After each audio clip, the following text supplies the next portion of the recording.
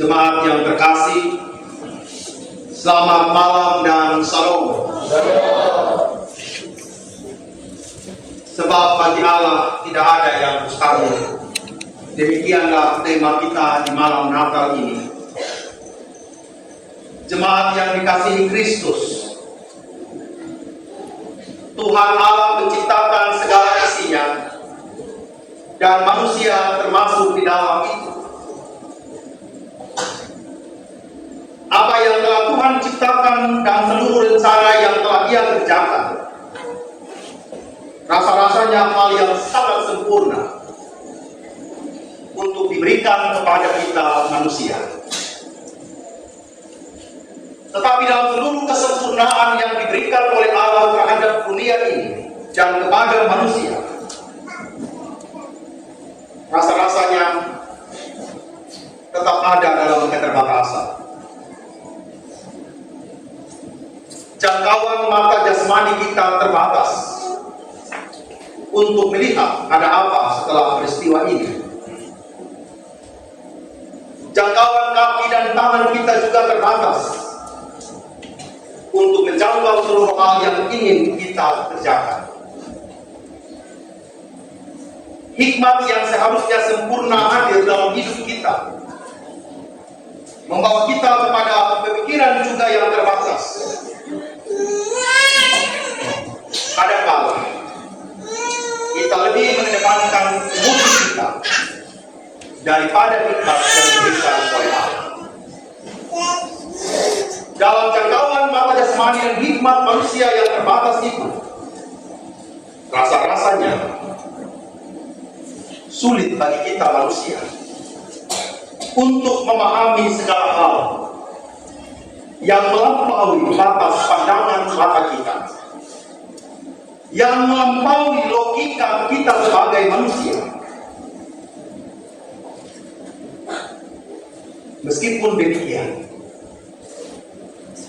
bukan berarti hal-hal yang melampaui batas dan pandangan mata serta logika kita itu sebagai manusia tidak ada. Kenyataannya adalah hal yang tidak terbatas itu selalu terjadi dalam hidup kita sebagai manusia. Meskipun terkadang kita berhenti pada satu titik dan mengatakan, Tuhan, saya tidak mampu lagi untuk menjalani pergumulan. Sakit di dalam tubuh saya ini sudah terlalu mengerikan dan menyerikan seluruh keadaan saya. Pekerjaan dan usaha yang sedang saya bangun, rasa-rasanya ingin hancur, berkeping-keping, bahkan beremah-emah dan tidak ada bukti. Ketika kebangkitan hidup, rasa-rasanya sulit untuk membuatnya kembali manis. Hubungan saudara antar saudara yang dihancurkan oleh ego demi ego yang diperbuat oleh kita manusia, rasanya sulit untuk dihangat.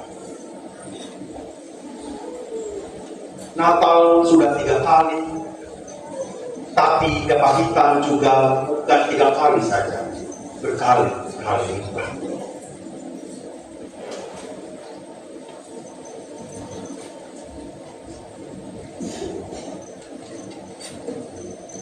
Seberapapun berat yang kita alami dan terbatas itu Bapak Ibu, rasa-rasanya tolak ukur yang harus kita buat itu bukanlah diri kita sebagai manusia. Tolak ukurnya adalah kebenaran Allah. Bagi manusia, mungkin hanya pada segala sesuatu yang dapat dilihat secara kasat mata dan dijelaskan secara logika manusia yang dapat kita lakukan. Tetapi tolak ukur kebenaran yang berasal dari Tuhan adalah kamu dapat menjangkau hal-hal yang tidak terbatas itu. asalkan hatimu terpaut kepada hati Allah.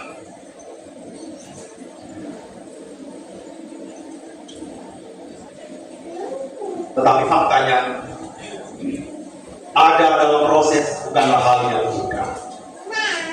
Menghilangkan kepahitan dalam hati, membangun usaha dan bisnis kita untuk tetap utuh, membangun relasi yang kembali normal dengan orang lain atau saudara kandung, membangun seluruh persekutuan dalam keluarga kita yang sudah hancur, tercerai-berai oleh kepahitan, membangun kembali karir kita mungkin yang sudah mentok atau sudah tidak bisa lagi apa-apain, menghadapi gelapnya dunia ini. Pekerjaan apa yang harus saya kerjakan di tahun 2026? Cara bagaimana lagi yang harus saya buat untuk menyenangkan istri atau suami saya? Hal apa lagi yang membuat anak istri saya damai dalam rumah tangga? Mungkin kita katakan sudah tidak bisa berubah lagi Tuhan. Doa 52 minggu juga terasa yang tidak mampu selesaikan persoalan yang kita alami. Itu menurut kita sebagai manusia. Hari ini kita mau belajar dari mereka. Sebab bagi Allah tidak ada yang mustahil.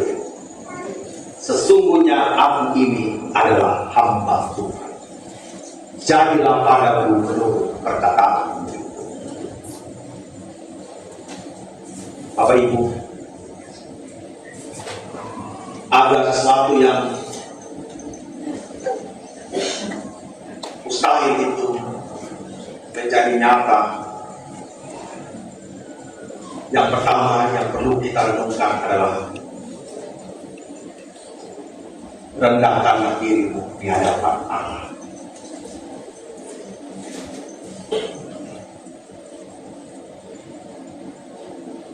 Tidak ada jatuh yang kita ingin tunjukkan di hadapan Allah. Tidak ada kemampuan yang kita ingin katakan bahwa Tuhan, saya ini pandai, saya ini pintar, saya ini punya backing, saya ini punya segalanya, saya ini yang setel. Tapi Tuhan katakan, kau harus merendahkan diri. Jika hari ini engkau menyadari bahwa mau damai dengan satunya saudara seperti yang berat sekali, bukan damainya yang berat, tetapi karena tidak adanya kerendahan diri antara satu dengan yang lain. Ego itulah yang membuat itu menjadi mustahil. Tetapi jika ego itu kita letakkan di bawah kaki Kristus, saya percaya ego itu akan dihancurkan dan diganti oleh kedamaian dalam sebuah persekutuan. Bukan engkau tidak punya kemampuan untuk membangun usaha dan bisnis, tetapi Tuhan sedang menginginkan hatimu untuk merendahkan diri di hadapan Allah. Tuhan bukan tidak sedang memedulikan karirmu. Tuhan tidak sedang mempedulikan kehidupan ekonomi. Tuhan juga tidak peduli terhadap kehidupan keluarga suami istri. Tuhan tidak peduli terhadap kehidupan pelayananmu, terhadap kerinduanmu. Tetapi Tuhan sedang berproses terhadap kesombonganmu, keangkuhanmu, keinginan untuk menang sendiri, keinginan untuk dipuji, keinginan untuk diutamakan dan merendahkan orang lain. Itu yang Tuhan ingin hancurkan. Agar hal-hal yang mustahil itu terjadi dalam hidup kita. Tetapi selagi saya dan papa mama ada dalam kesombongan, kehendak Tuhan tetap tidak kita rasakan dalam hidup. Karena apa? Tuhan sedang meminta hati untuk ada dalam penyerahan diri sama seperti Maria. Bapak Ibu bisa bayangkan ya, kerahiman Allah itu yang begitu besar, cinta Allah yang begitu besar itu diletakkan di dalam rahimnya Maria. Bapak Ibu bisa bayangkan hal yang sangat suci itu, ya, hal yang sangat besar untuk menyelamatkan dunia ini harus ditaruh di dalam diri seorang perempuan yang bernama Maria yang juga berdosa.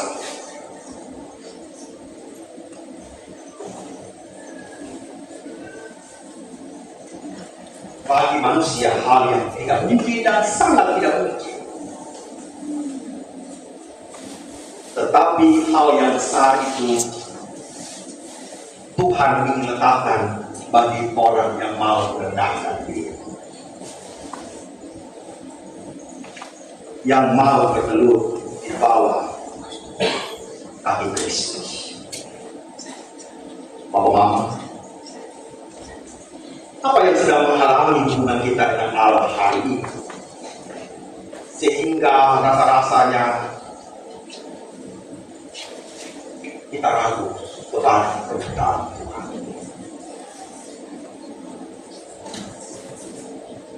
Hal yang kedua, belajarlah untuk tidak mengkerdilkan kemahakuasaan Tuhan. Sekali lagi, belajarlah untuk tidak mengkerdilkan kemahakuasaan Tuhan. Menjelang anak-anak mau pergi kuliah, sejuta keraguan itu muncul di dalam diri sebagai orang tua. Apakah Tuhan saya mampu untuk membiayai anak-anak saya yang kuliah? Kita ingin membangun rumah tangga kita, terbesit keraguan di dalam seluruh perjalanan kita. Tuhan, apakah pasangan saya setia? Apakah pasangan saya siap memasuki rumah tangga? Bagaimana kalau saya ada anak nanti? Bagaimana kalau segala hal terjadi dalam hubungan kita? Bagaimana saya punya mertua nanti ini kepompong, kepo dan rempong? Ya kan? Ada tahu? Ya. Anak sudah nikah, dia punya bapak dan punya mama, komando sebuah itu. Ya. Jadi orang anak muda bilang kepo dan rempong. Suka cari tahu masalah orang, suka turut campur. Bahaya lagi, boleh datang campur itu buat apa ya? Sudah taruh, kita rencana mau buat buah asam, tiba-tiba pembantu datang taruh cuka satu botol. Ya, memang asam karena enak, tapi di lambung ancol. Ya, atau dalam. Karena apa? Tidak proporsional. Dan itu membayangi seluruh kehidupan kita, membayangi seluruh hal yang kita ingin lakukan. Saya hanya bayangkan kalau Maria ini ya, lebih dengar teman-teman gosipnya di kampung Nazaret itu ya, usia Maria masih tahu gitu kan ya. Tambah lagi tinggi, usia Elizabeth ada begini ya, ini lucu dia kan sudah mereka hamil. Saya hanya bayangkan itu gosip di Nazaret itu kayak gimana kan? Kalau Maria lebih senang gosip daripada suara dari Tuhan, saya percaya dia akan membatalkan rencana Allah. Karena the power of emak-emak itu kan dijual gitu ya. Iya nanti itu si Martha bilang apa gitu kan ya. Nanti si Elizabeth bilang apa ya. Nanti Pak Zakaria bilang apa gitu kan. Campur semuanya ya. Berubah warnanya. Kalau kita hanya mendengarkan suara manusia, mama saya percaya itu kuasa Tuhan yang kita percaya dengan nenek moyang kita, dia akan juga hancur sendiri. Karena apa? Dia tidak meyakini. Kita boleh ngomong mama ya. Dulu kan beda. Dulu orang dulu anak 10 bisa diurus semua. Sama Bapak, uang dulu dan uang sekarang sama, itu tidak Bapak. Jadi tidak ada alasan yang mengatakan kalau di masa lalu orang tua kita bisa membesarkan 10 anak dengan luar biasa. Kita hari ini anak berdua saja yang sakit kepala lebih daripada presiden kita. Karena apa? Yang kita utamakan adalah keraguan kita. Yang kita utamakan adalah kekhawatiran kita. Yang kita utamakan adalah kecemasan kita. Jauh lebih besar daripada kita melihat bahwa maha kuasanya Allah itu jauh lebih besar dari apapun juga. Hal yang belajarlah untuk berproses dengan keajaiban dalam hidup. Mujizat bukan saja terjadi di masa lalu, mujizat juga bisa terjadi di hari ini. Saat semua orang meragukan seluruh imanmu, saat semua orang juga meragukan seluruh kehidupan keagamaan, saat semua orang ragu terhadap perilaku untuk beribadah, percuma dia pergi gereja, sama saja. Dia hidup juga hancur, sama saja. Anaknya juga aktif di gereja, tetapi di rumah itu biasa-biasa, jadi ini juga. Maka garap. Sama saja dia di gereja. Dia punya anak ada sakit itu, dia punya istri ada sakit itu, dia punya bapak ada sakit, dia punya bapak ada sakit, itu kadang-kadang itu.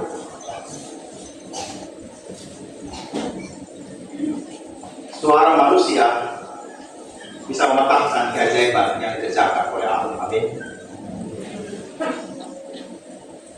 Keajaiban itu bukan ketika engkau sembuh dari sakit, tetapi ketika engkau berproses dengan seluruh sakit yang engkau rasakan.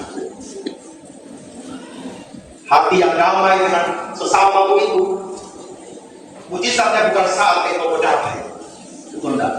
Tetapi saat engkau siap untuk menerima orang lain, berdamai dengannya. Orang bisa mencium normal. Kalau kita tidak ada, toko apa? Toko ke? Toko ke? Atau oke, cukup sudah ada kita cium. Tapi di belakang ngomong, dapat pakai Innova aja 15 juta saja. Kadang-kadang itu orang-orang itu lagi bukan lagi dalam.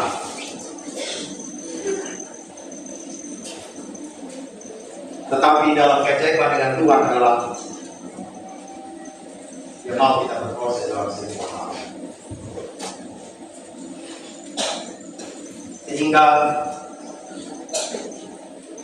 jika Bapak Ibu bisa hari Minggu datang ke gereja, lihat itu sebagai sebuah keajaiban bahwa hati yang Bapak Mama semua mau mendengarkan. Soal nanti bagaimana Tuhan berikan kehidupan hidupmu, itu adalah sebuah proses. Jadi kalau suami yang berharap tiap hari tiba-tiba rajin ke gereja, jangan istri bilang begini, kau itu ada perempuan yang boleh di gereja sana. Bapak Ibu, suami sedang ingin merasakan keajaiban, tapi istri yang sepakat.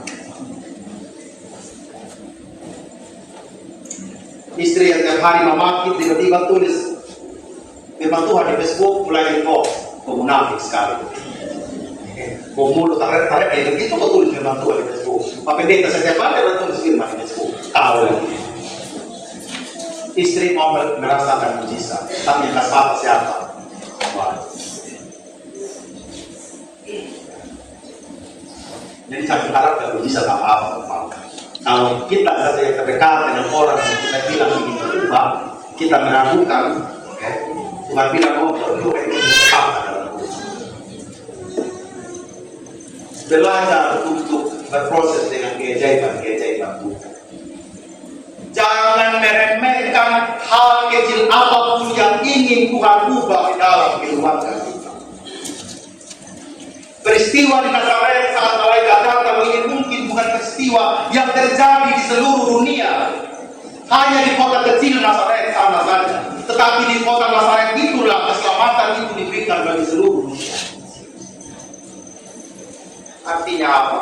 Kita bisa menemukan keajaiban-keajaiban bahkan dalam hal yang paling kecil pun di dalam kehidupan kita. Jadi tidak ada lagi kita yang mengatakan, Maria tidak bilang, saya hanya melahirkan saja. Elizabeth tidak bilang, saya hanya menunjukkan jalan saja untuk selamat. Zakaria juga tidak bisa mengatakan, saya hanya menjadi bapa bagi orang yang menunjukkan jalan itu. Tidak, Bapak Ibu. Yusuf juga tidak mengatakan, saya juga bukan bapa rohani dari Yesus itu. Bukan masalah itu. Tapi yang paling utama adalah seberapa kecil pun kepercayaan yang Tuhan berikan kepada kita, lakukanlah dengan cinta yang besar, lakukanlah dengan komitmen yang besar, lakukanlah dengan semangat yang besar. Mungkin Bapak Ibu bukanlah eselon 1, eselon 2 di masyarakat. Bapak Ibu hanya jual bensin setiap hari. Bapak Ibu hanya berbisnis 1.000, 2.000 di laut manfaat. Bapak Ibu hanya untung 1.000, 2.000 ketika buka kios. Bapak Ibu hanya dapat proyek mungkin kalau dia tukar 2 bulan 1 kali. Bapak Ibu mungkin hanya seorang pegawai honorer yang gajinya tidak cukup untuk makan. Dan Bapak Ibu ternyata bukan siapa-siapa di masyarakat. Bukan berarti Allah tidak mau mengerjakan mujizat dan keajaiban itu. Allah mau menjadikan semua itu menjadi berkat. Jika rahim Maria yang mungkin kecil itu Tuhan memakai terhadap kehadiran Juru Selamat, saya percaya kerahiman kita di rahimnya Madubara ini, di rahimnya Lembah Ayalon ini, Tuhan mau mengerjakan hal-hal yang jauh lebih besar daripada apa yang sedang kita pikirkan hari ini. Oleh karena itu, Bapak Ibu, selama masih ada waktu, mari berbenah diri untuk menjadi umatnya, yang tidak sekedar berstatus percaya, tetapi yang benar-benar percaya bahwa Yesus adalah satu-satunya kehidupan kekalnya. Ia punya kuasa untuk membebaskanmu dari belenggu apapun yang mengikat. Ia punya kuasa untuk memulihkan jiwamu, hidupmu, dan tubuh jasmani. Ia punya kuasa untuk menyelesaikan setiap masalah dalam hidupmu dengan cara yang mendatangkan damai sejahtera dalam hidup. Yang perlu kita lakukan adalah percaya bahwa kuasa yang mampu untuk memulihkan hidup kita. Percayalah pada kuasa Tuhan yang sanggup menolong dalam melewati setiap musim hidupmu. Andalkan kuasanya dan berusaha untuk hidup takut akan Tuhan. Amin. Untuk firman Tuhan.